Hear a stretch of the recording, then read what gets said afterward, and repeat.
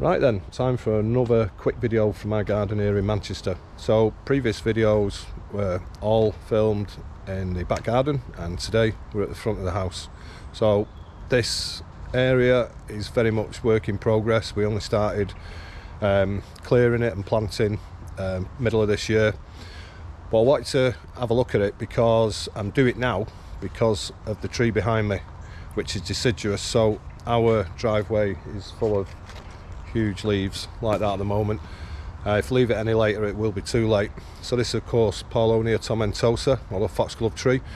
It's been left to grow into a full-size tree. Most people pollard it or coppice it, and we've got one of them at the side of the house as well, which is always worth doing.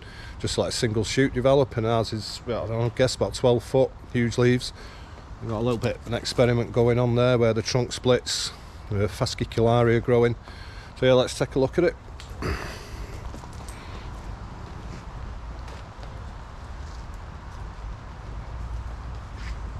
Can't even begin to guess how tall this is, and earlier this year it had a bit of a trim because some of the branches were hanging over the driveway too far and a few had snapped off. It is very brittle Paulownia, so we didn't want any branches coming down and landing on somebody, or even worse, a car. And it flowers every year, early spring, and looks amazing. So that's our Paulownia. As for the rest of the garden, I've done bugger all here. I'm going to clear a lot of this out over winter, right up to this fatsia, which has been in many years, and I'm going to replant with Berinda, Schleppera and a few other goodies. I've been propagating like mad for this area.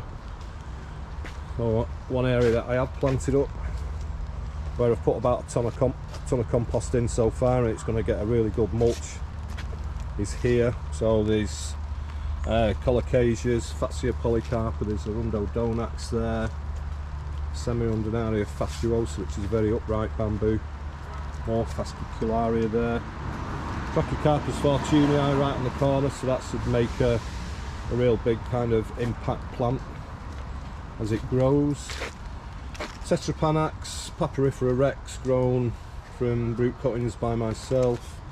This is Farfugium even, crispatum, sometimes known as wavy gravy.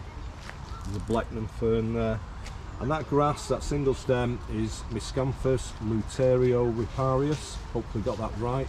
Probably a bit of a mistake planting it there because it can be quite a rampant grass, so we'll have to keep an eye on that one. More Tetrapanax and a Schleppera taiwaniana. I've cleared this area, but not got round to planting, apart from the variegated fatsia at the back.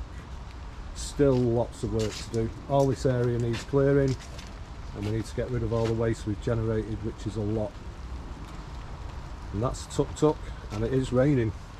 So if I move round here, there's another area we've planted up against the house.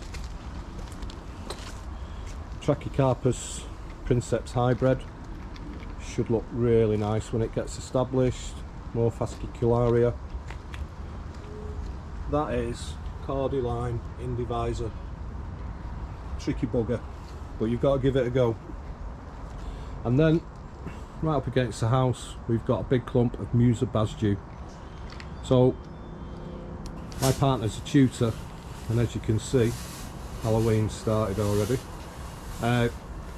and she does all her tutoring in that room there. So we thought it'd be really cool when you looked out the window, you just saw all these huge leaves, banana leaves, Musa basdew leaves, whatever you want to call them. And she's even hung some rubber bananas in there. Squirrels love them, or they think they do. So yeah, there's a few colocaceas in there, a few other plants that we've got in so they get established. Euphorbia, John Phillips, I think that's right, I know it's a bloke's name.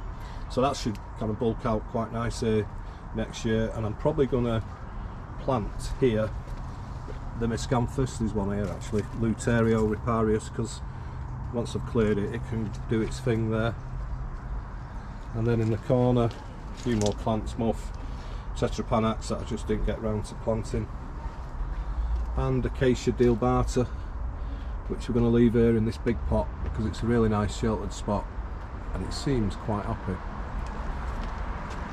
So that's where we're at the end of 2022 at the front of the house. Still lots of work to be done.